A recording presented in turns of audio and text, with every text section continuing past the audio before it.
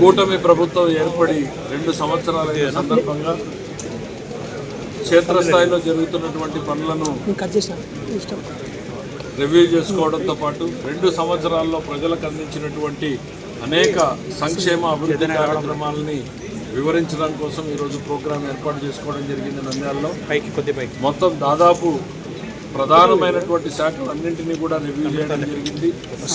ముఖ్యమంత్రి గారు కష్టపడుతున్న స్థాయిలో మనం క్షేత్రస్థాయిలో ఉన్న వాళ్ళమందరం కూడా కష్టపడదాం అనేటువంటిది మన బాధ్యత అనేటువంటిది ప్రతి ఒక్కరికి కూడా గుర్తు చేస్తూ ఉన్నాం.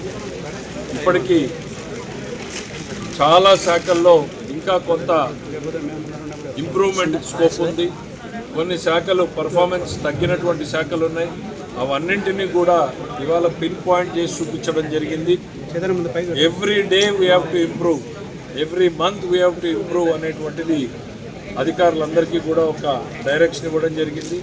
ప్రజా జీవనంలో నిర్లక్ష్యం తగదు. ప్రజలకు మెరుగైన సేవలు అందించడానికే ఇటు ప్రభుత్వం అధికార యంత్రాంగం కలిసి పనిచేయాల్సినటువంటి పరిస్థితులు ఉన్నాయనేటువంటి తెలియజేసుకుంటాం. 2 ఏళ్ల ప్రజాపాలనలో ప్రజలకి ప్రతి ఒక్క విషయాన్ని కూడా డెలివర్ చేశాం.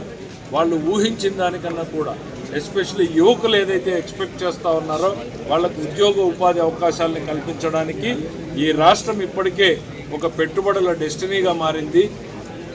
25% ఆఫ్ భారతదేశంలో వచ్చే ఇన్వెస్ట్మెంట్స్ ఆంధ్రప్రదేశ్కి వస్తున్నాయంటే కంపెనీలు వస్తున్నాయి. కంపెనీలు వచ్చాయంటే మన ఉద్యోగ ఉపాధి అవకాశాలు మెరుగవుతాయి.